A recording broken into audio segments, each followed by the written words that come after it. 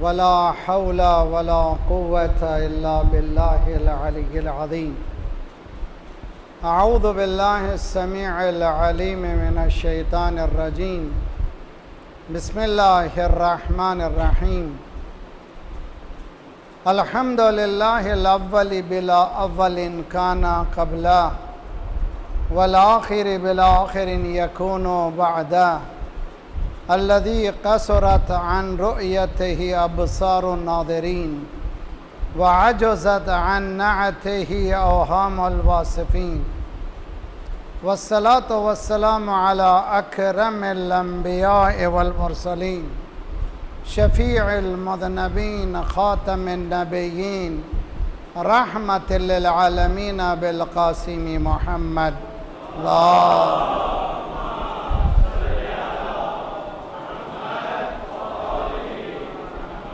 وعجل فرجهم وأهل بيته الطيبين الطاهرين المعصومين، لا سيما بقية الله في الأرضين، صاحب العصر والزمان، خليفة الرحمن، إمام الإنس والجان، الذي بيمنه رزق الورى وبه ثبتت الأرض والسماء. اللهم عجل فرجه الشريف. ربنا لا تؤاخذنا إن نسينا واخطأنا، ربنا ولا تحمل علينا إصرا كما حملته على الذين من قبلنا، ربنا ولا تحملنا ما لا طاقة لنا به، واعف عنا واغفر لنا وارحمنا أنت مولانا فانصرنا على القوم الكافرين. أما بعد، فقد قال الله وهو أصدق القائلين وقوله الحق. بسم الله الرحمن الرحيم. يا أيها الذين آمنوا ادخلوا في السلم كافة ولا تتبعوا خطوات الشيطان إنه لكم عدو مبين. صلوات پڑھیے محمد وآل محمد پر.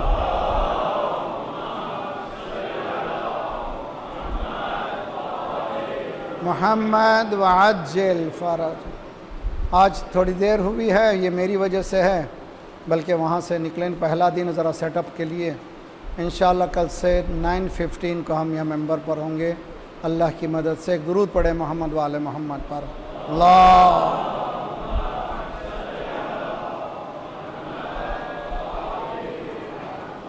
وعجل فرج. اس سال کی بحث ہماری challenges faced by today's youth. آج کی نوجوان نسلیں اور ان کی آزمائشیں. سب سے پہلے اس موضوع کو آگے بڑھانے سے پہلے ہماری نہج گفتگو، ہمارا اپروچ کیا ہوگا، یہ سمجھنا ضروری ہے.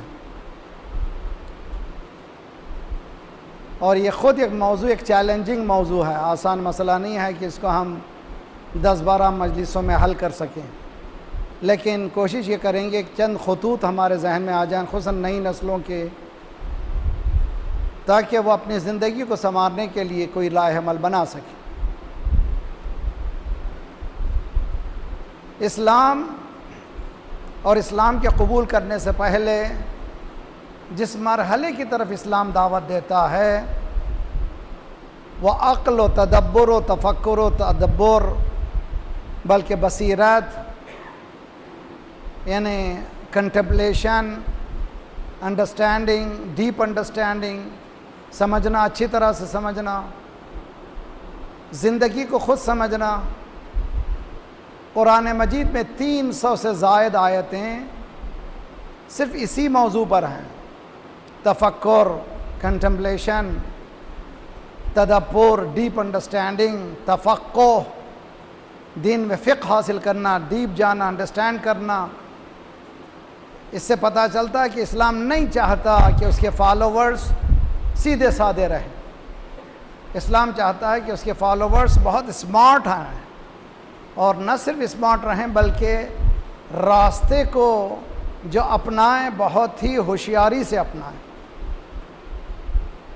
اس کے لیے مقدمتاً جو باتیں عرض کرنے کے سمجھنے کے بہت ضروری ہیں، اور جس دور میں آج کا جوان آنکھیں کھول رہا ہے، بہت ہی اندھیرا ہے، بہت زیادہ ٹیکنالوجیکل ایڈوانسمنٹ بہت زیادہ ہے، ترقیات جو ظاہری طور پر بہت زیادہ ہیں، ہمارے پام میں، ہمارے ہتھیلی میں دنیا آ چکی ہے، منٹوں میں، سیکنڈوں میں کوئی بھی انفارمیشن ہم لے سکتے ہیں، اچھائی کی طرف بھی جا سکتے ہیں، برائی کی طرف بھی جا سکتے ہیں، لیکن چونکہ انسان خلق الانسان ضعیفا، ایک طرح سے ویکنس اس میں موجود ہے، وہ زیادہ تر ان چیزوں کا انتخاب کرتا ہے جو اس کے لیے ڈسٹرکٹیو ہے، اس کے لیے صحیح نہیں ہے۔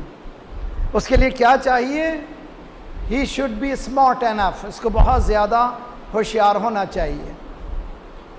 تو اسٹارٹنگ بحث میں یہ بہت ضروری ہے کہ نوجوان یہ طے کرے کہ میری زندگی اور میری زندگی کے چوائسز کیا ہیں،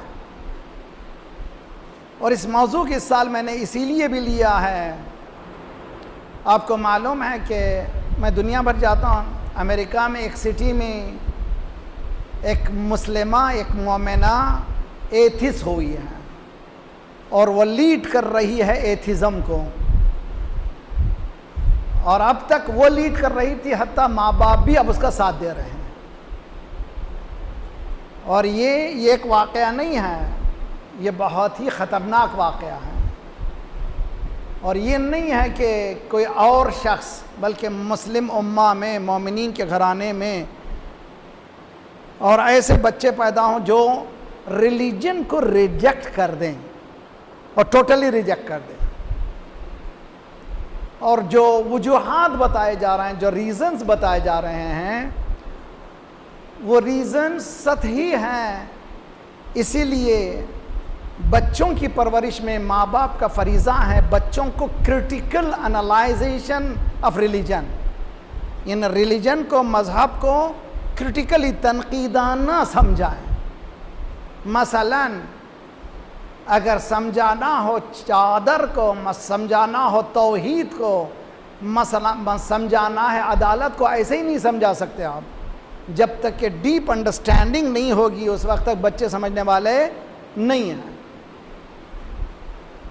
خدا کے وجود سے متعلق بحث جو کرنی ہے، یہ بہت ہی اہم بحث ہے، اور اسلام نے روکا نہیں ہے۔ خصوصاً مکتب اہل بیت اس کو انٹرٹین کرتا ہے، اس کو انکریج کرتا ہے کہ جی ہاں، زیادہ سے زیادہ اسٹڈی کرو، اور تم ایتھیسٹ بنو، ہم سمجھاتے ہیں۔ ہمارے پاس کتاب ہے، باب ہادی عشر، ایک کتاب ہے جو پڑھائی جاتی ہے ہمارے سلیبس میں، ہمارے حوزہ علمیہ میں، جس میں ایگزسٹنس آف گاڈ، اللہ کے وجود سے متعلق کرٹیکل انالائزیشن ہوتا ہے۔ تو غلط بات نہیں ہے، آپ بات کو دبا نہیں سکتے، اسلام نے اجازت نہیں دی ہے اوہو تم یہ بات مت کرو۔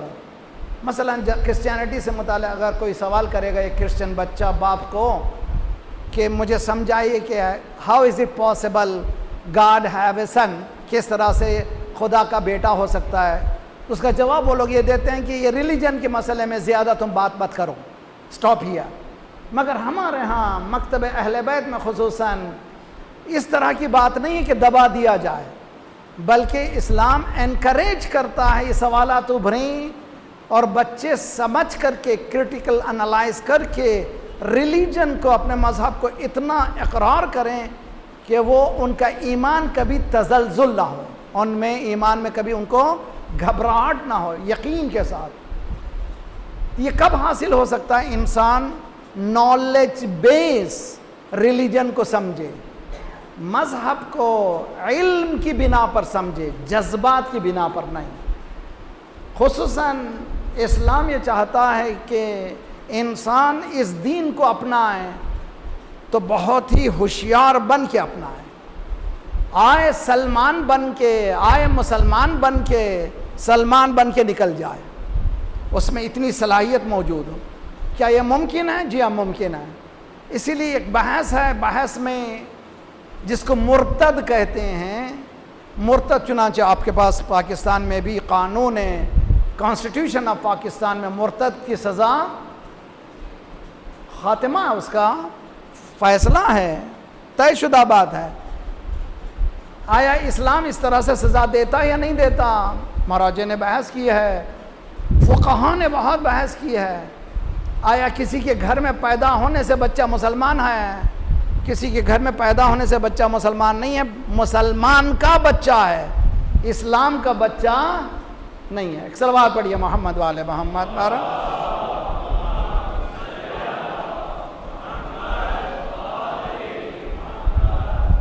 نہیں، ٹھنڈی ٹھنڈی صلوات ہو رہی ہے، سلو صلوات پڑھیے اچھی طرح سے انشاءاللہ۔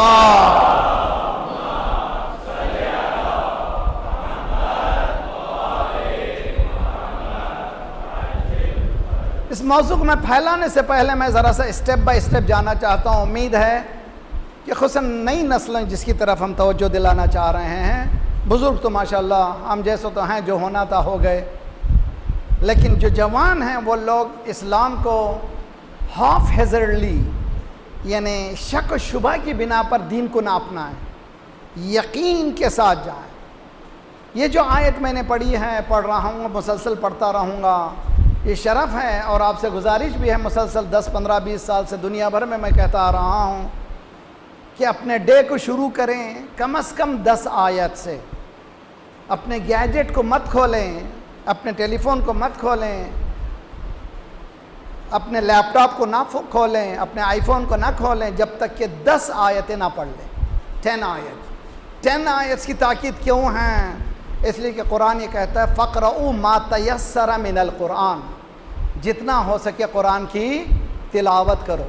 سرکار فرماتے ہیں کہ جو 10 آیتیں پڑھے گا لم یکتب من الغافلین، وہ ہیڈ لیس نہیں رہے گا، وہ غافل نہیں رہے گا، بلکہ وہ اسمارٹ رہے گا۔ 10 آیت، یہ آیت سورہ بقرہ قرآن کا دوسرا سب سے بڑا چاپٹر ہے، اس میں 286 آیت ہیں، اور اس آیت کی 208 نمبر آیت ہے، اور جس سے گفتگو کر رہا ہے قرآن وہ مومنین ہیں۔ یا ایہا الذین آمنوا، وہ بلیورز، ادخلوا فی السلم کافہ۔ سلم یعنی اسلام جو ہے اس 3 لیٹر سے بنا ہے، سین لام میم، سلامتی، پیس۔ اسلام میں خون خرابہ نہیں ہے، اسلام میں پیس ہے۔ اب اگر کوئی مسلمان خون خرابہ کر رہا ہے اس کا اسلام سے کوئی تعلق نہیں ہے۔ سلم، داخل ہو جاؤ سلامتی میں، کافہ، پوری طرح سے، ہاف ہیزرڈلی نہیں۔ ایک سسٹم ہے، ایک سسٹم میں انٹر ہونا ہے، گھبراہٹ کے ذریعے سے نہیں، پریشانی کے ذریعے سے نہیں، پوری طرح سے اطمینان سے داخل ہو جانا ہے۔ یا ایھا الذین آمنوا، او بلیورز، انٹر انٹو دا سلم۔ سلم جو ایک فورٹ ہے، سلامتی کا ایک قلعہ ہے جس میں داخل ہونا ہے، جس کے بعد امن ہی امن ہے، سکون ہی سکون ہے۔ سب مل کر پوری طرح سے داخل ہو جاؤ۔ وَلَا تَتَّبِعْ خُطُوَاتِ الشَّیطان، شیطان کوئی ایک ایسی چیز نہیں ہے، شیطان یعنی نیگیٹو فورسز۔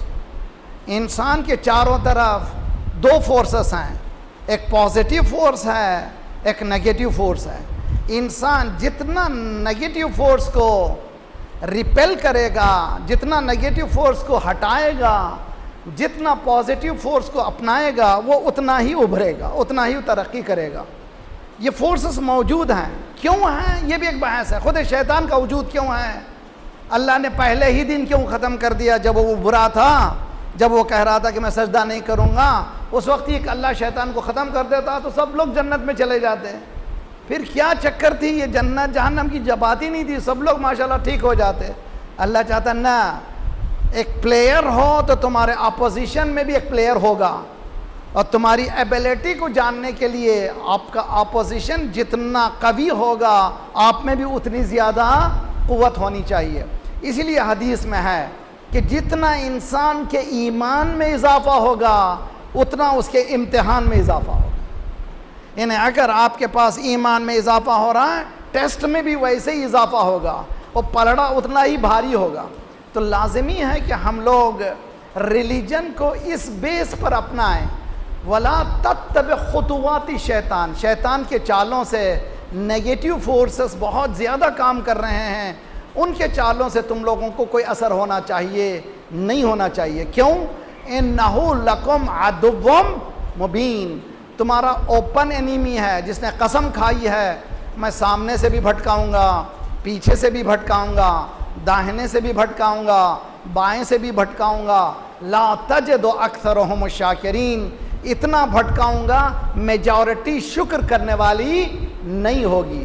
قسم کھایا ہے شیطان نے کہ میں کروں گا۔ اب یہ شیطان چیلنج پیش کر رہا ہے مومنین کو، جاننے والوں کو، کہ تم اگر آنا چاہتے ہو تو میں تمہیں بھٹکانے والا ہوں، اس کو ہٹا کر حق کی طرف آنا ایک چیلنجنگ ایشو ہے۔ اگر آپ سمجھنا چاہتے ہیں کہ کربلا میں دو فورسز کی جنگ ہے، ایک فورس الہی فورس ہے، ایک شیطانی فورس ہے۔ یہ شیطانی فورس پورے پاور کے ساتھ کھڑی ہوئی ہے، اسلحے سے لیس ہے، اس کے پاس پیسہ ہے، دولت ہے، کھانا ہے، پانی ہے، عیش ہے۔ اس مقام سے نکل کر کے آنا، اللہ ولی الذین آمنوا یخرجہم من الظلمات الی النور، ایک آسان مسئلہ نہیں ہے۔ وہ آتا کون ہے؟ جو حر ہو۔ حر کس کو کہتے ہیں؟ جو فری رکھتا ہو، freedom of thought, freedom of choice. جب تک فری نہیں ہوں گے انسان، اس وقت تک چوائس کو جو اچھی ہے اس کو قبول کرنے والے نہیں ہیں۔ ایک صلوات پڑھے محمد والے محمد پر۔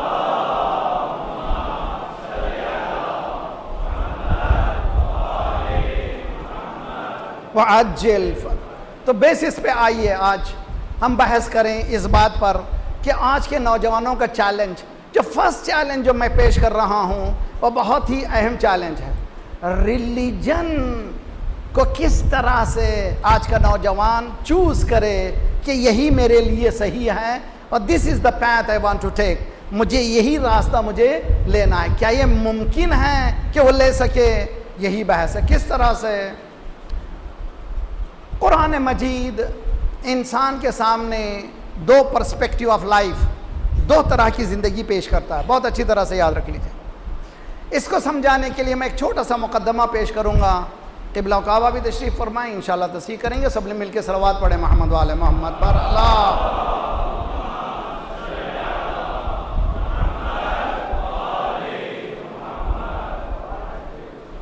سورسز آف انفارمیشن، انسان کے پاس معرفت کی راہیں، معرفت یعنی information, knowledge, in depth knowledge, understanding, insight.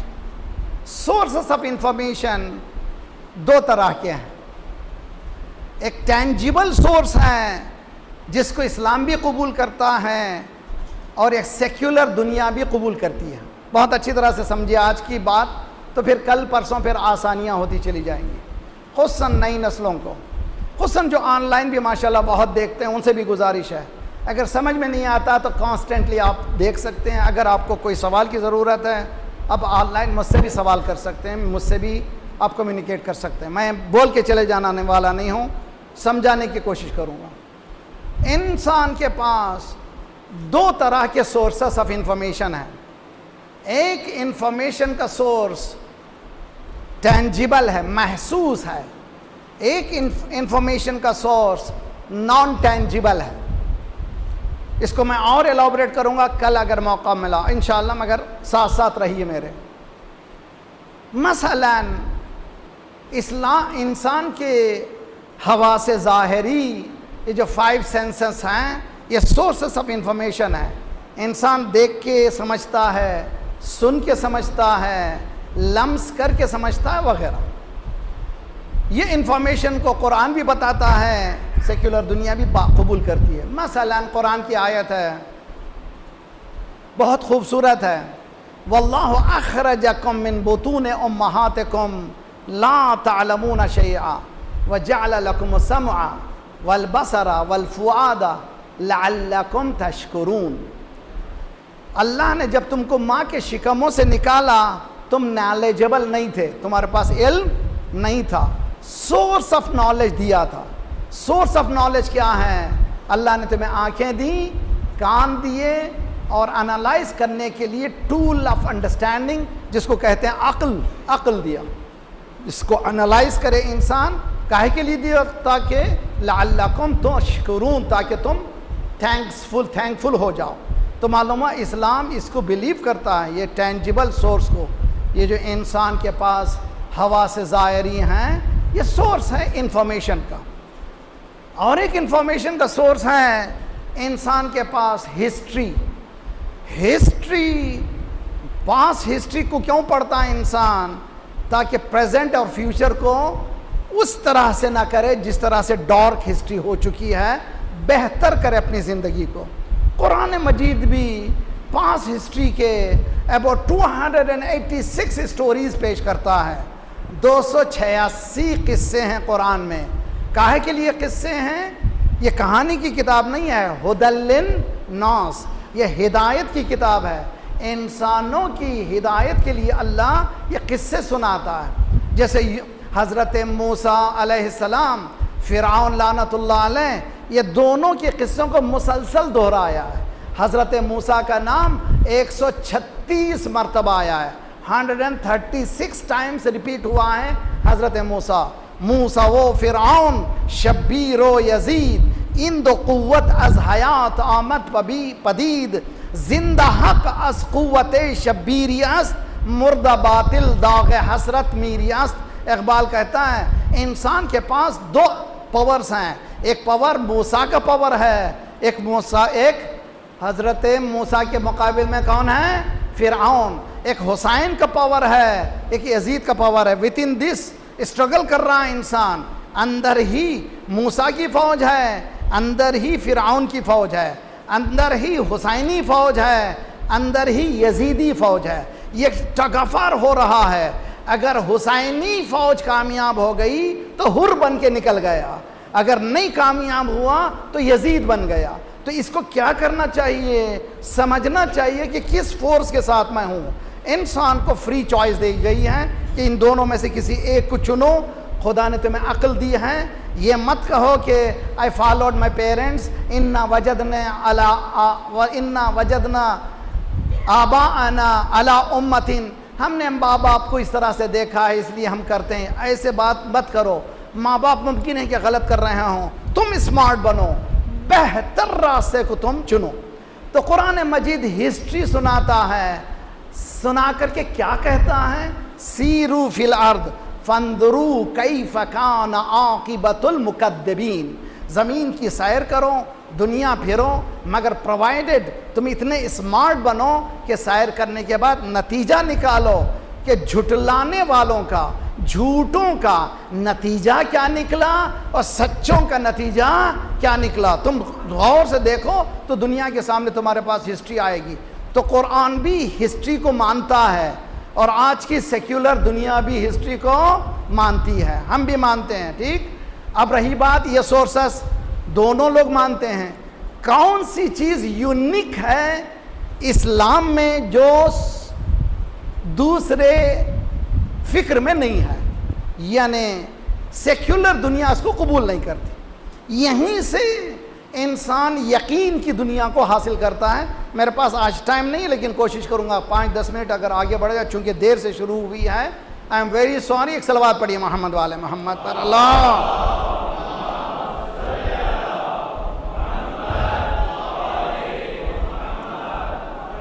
میں پرسنلی ٹائم کا بہت کانشیس ہوں، بہت زیادہ کانشیس ہوں۔ بہرحال میں نہیں چاہتا کہ موضوع ایسے ہی تشنا رہ جائے۔ ایک سیکولر دنیا ہے جو ٹینجیبل سورسز کو مانتی ہے، اور ایک اسلامی دنیا ہے، اسپرچول دنیا ہے، ٹینجیبل سورسز کو مانتی ہے۔ سیکولر دنیا ہے، ہسٹری کو مانتی ہے، اسلام بھی ہسٹری کو مانتا ہے۔ یہ سورسز آف انفارمیشن ہے۔ ایک چیز جو یونیک ہے اسلام میں، یہ چیلنج ہے نوجوانوں کا سمجھنا۔ یہ آج میں پہلا چیلنج پیش کر رہا ہوں، انشاءاللہ کل اس کو اور ایلابریٹ کروں گا۔ وہ چیلنج کیا ہے؟ وہ چیلنج ہے اس میٹیریلسٹک، اس کو کہتے ہیں عالم ناسوت، ریلم آف میٹر، اس سے فلائی کرنا ہے انسان کو، انہیں میٹر سے اڑ جانا ہے۔ اڑنے کے بعد اس کو ایک ایسی دنیا ملے گی جس کو کہتے ہیں علم غیب. بسم اللہ الرحمن الرحیم الف لام میم ذالک الکتاب لا ریب فیہ ھدی للمتقین. یہ کون ہے متقین؟ الذین بولیے یؤمنون بالغیب. یہ چیلنج ہے نوجوانوں کا، اس کو ایسے ہی آگے مت بڑھیے، یہیں پہ رک جائیے. آپ میں سیکولر دنیا میں فرق کیا ہے؟ یہ بہت بڑا فرق ہے. آپ اس دنیا کو مانتے ہیں جو دنیا غیب ہے، یعنی ٹینجیبل دنیا نہیں ہے، محسوس دنیا نہیں ہے، غیر محسوس دنیا کو فلائی کرنا ہے. یعنی میٹر سے آپ کو ٹیک آف لینا ہے اور جا کر کے اس مقام پہ پہنچانا ہے جہاں پر آپ غیب دیکھ سکیں. کیا یہ ممکن ہے؟ قرآن بتاتا ہے. اور آج یقین کر کے اٹھیے، اور انشاءاللہ آج کی مجلس اگر فاؤنڈیشن سمجھ میں آ گیا تو کل سے میرے مسائل بہت آسان ہوتے چلے جائیں گے میرے سمجھانے میں. اگر میرے ساتھ ہیں تو آپ لوگ ہیں نا میرے ساتھ انشاءاللہ؟ ایک صلوات پڑھیں محمد والے محمد.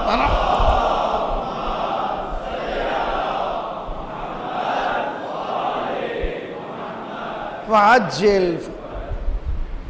How can a lay person؟ مولانا ہم عالم نہیں ہیں، ہم سائنٹسٹ نہیں ہیں، ہم لوگ لے لوگ ہیں، اب لوگ آرڈینری لوگ ہیں، دن بھر اٹھنے محنت کرنے والے. How can we achieve? کس طرح سے ہم لوگ وہ فلائی کر کے میٹر سے اوپر آگے جڑ کر کے ہم علم غیب کو صحیح سمجھیں؟ کیا یہ امکان ہے؟ ہاں یہ امکان ہے. قرآن قرآن قرآن لقد یسرنا القرآن للذکر فہل من مدکر. ریپیٹ ہوا ہے اسی سورے میں 5-6 مرتبہ 7 مرتبہ ریپیٹ ہوا ہے کہ قرآن آسان ہے آسان ہے آسان ہے آسان.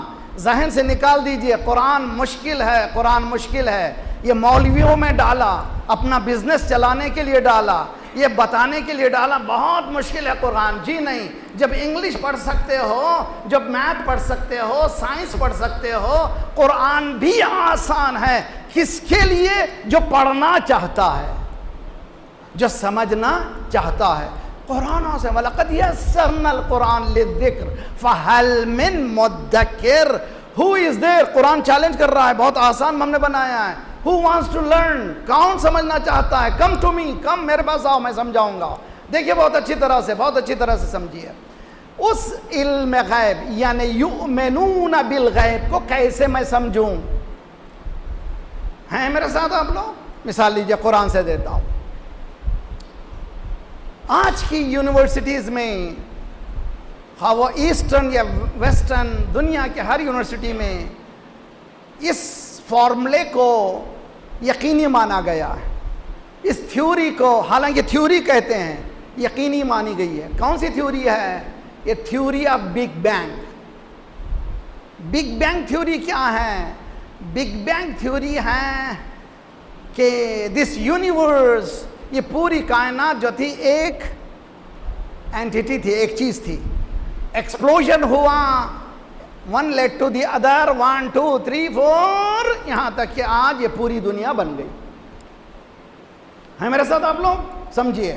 تو theory of explosion, big bang theory ساری یونیورسٹی کو میں قبول کی جاتی ہے، سب مانتے ہیں، ہم بھی مانتے ہیں. ہیں میرے ساتھ آپ لوگ؟ بہت اچھی طرح سے ہم مانتے ہیں کہ یہ تھیوری صحیح ہے، لیکن اس کو ہاف لیا گیا ہے بہت اچھی طرح سے.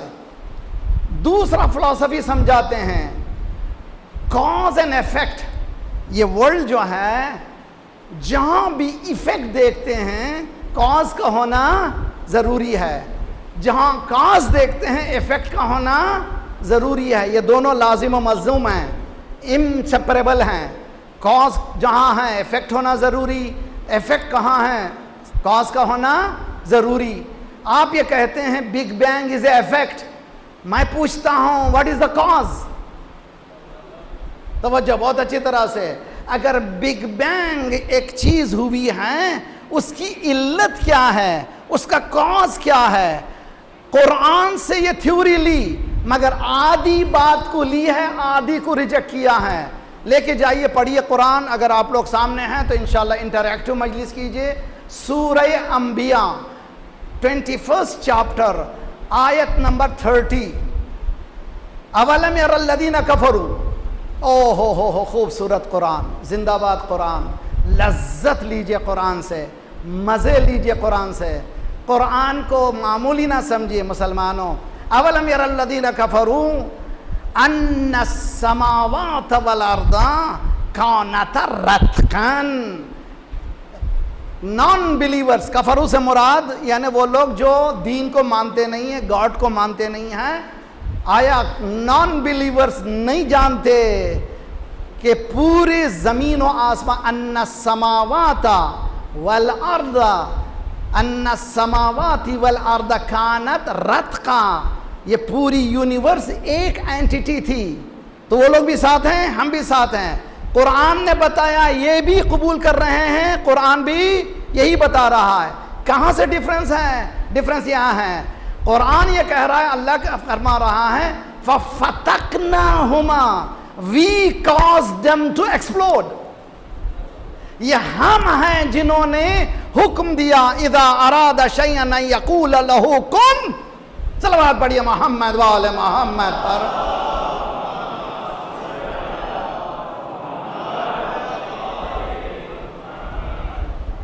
بات سمجھ میں آئی کہ نہیں آئی؟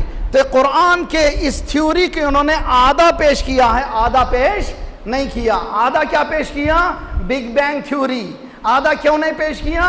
کہ یہ کس نے بگ بینگ کیا. قرآن یہ کہتا فَتَقْنَاهُمَا, we caused them to explode. ہم نے یہ چاہا کہ یہ پھٹے. تو کس نے کیا؟ ذات پروردگار نے. یہاں سے دو دنیا ہو جاتی ہیں, ایک دنیا جو ریجیکٹ کرتی ہے, ایک دنیا جو قبول کرتی ہے. جو قبول کرتی ہے اس کو کہتے ہیں مؤمن, جو ریجیکٹ کرتے ہیں اس کو کہتے ہیں سیکولر. صلوات پڑھیے محمد والے.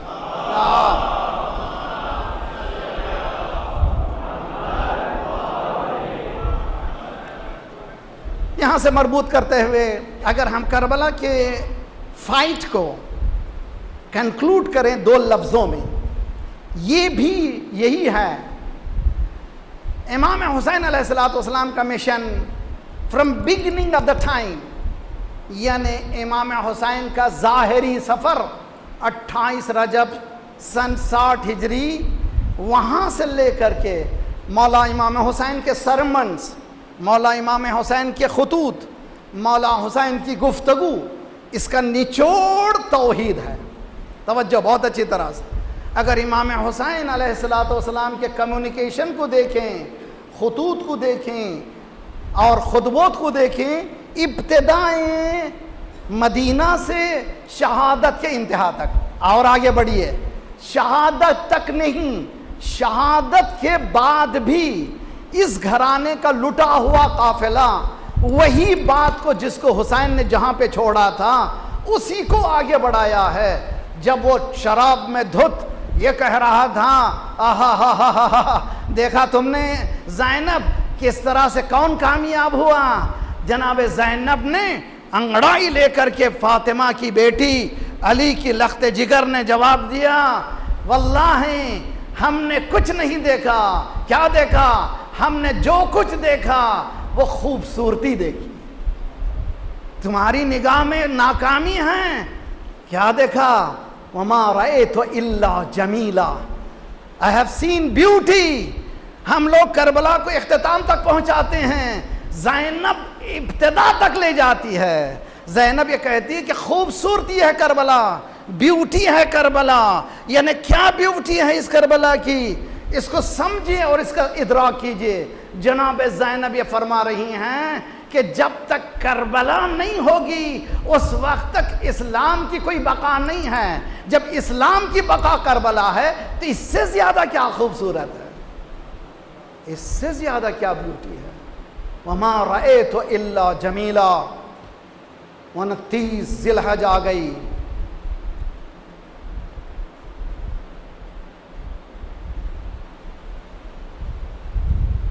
اشکوں کا ایک سمندر آنکھوں کے ساحلوں پر, شاید غم حسین کا طوفان قریب ہے. ابھی ہم سنبھلے ہی نہیں تھے، تیاری نہیں ہوئے تھے، مولانا ہم یہ سمجھ رہے تھے کل 30 آئے گی پھر اس کے بعد پہلی آئے گی، لیکن چاند رات کا اعلان ہو گیا۔ چاند رات کا اعلان نہیں ہوا، اس خوبصورتی کا اعلان ہوا جس کی طرف زینب نے اشارہ کیا تھا۔ رات کے اندھیرے میں حسین انا للہ و انا الیہ راجعون، بابا کیا بات ہے، چاند نظر آیا ہے، محرم کا چاند نظر آیا ہے۔ کیا دیکھ لیا کہ امام کی زبان سے کلمہ استرجاع نکل گیا؟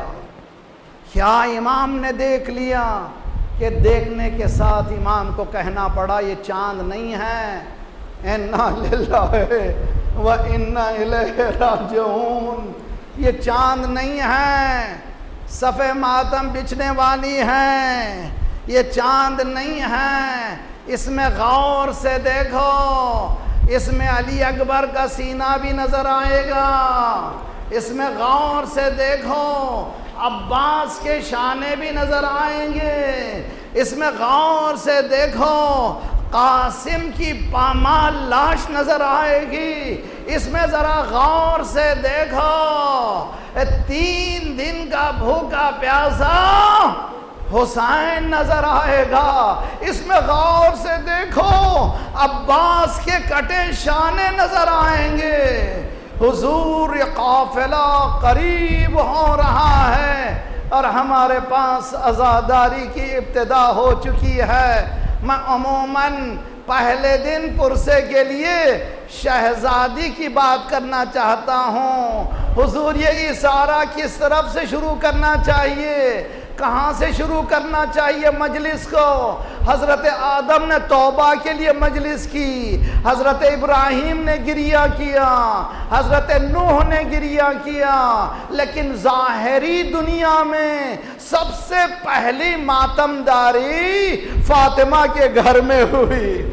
حضور بچہ پیدا ہونے کے بعد لوگ مبارکبادیاں دیتے ہیں، خوشی کی باتیں کرتے ہیں، مگر سرکار بچے کو گود میں لے کر آنسو بہا رہے ہیں۔ میں کہوں یا سرکار اگر آپ کو اطلاع مل گئی ہے تو آج کم از کم ماں کو خوش رہنے دیجئے، ماں کو خوش ہو جانے دیجئے، کل بتا دیجئے کہ کیا ہوگا، کہ تم نہیں جانتے اس گھرانے کے قربانیوں کو، تم جانتے نہیں ہو۔ جیسے ہی حسین کو گود میں لیا آنکھوں سے آنسو جاری ہوئے، ماں کا دل تھا گھبرایا، بابا خیریت تو ہے، ارے مبارکباد کا موقع ہے، خوشی کا موقع ہے، گریہ کیوں ہو رہا ہے؟ کہ بیٹی جبرائیل آئے تھے، یہ کہہ رہے تھے یہ بیٹا 3 دن کا بھوکا،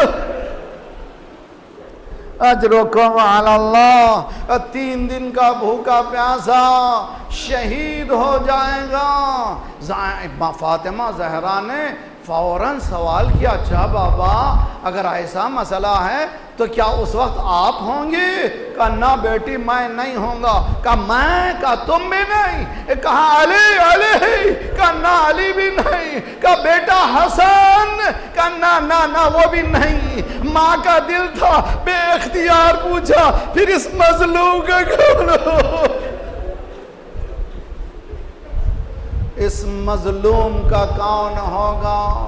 بیٹی گھبراؤ نہیں، ایک قوم ہوگی جس کے بچے تیرے بچوں پر، جس کے جوان تیرے جوانوں پر، جس کی عورتیں تیری عورتوں پر۔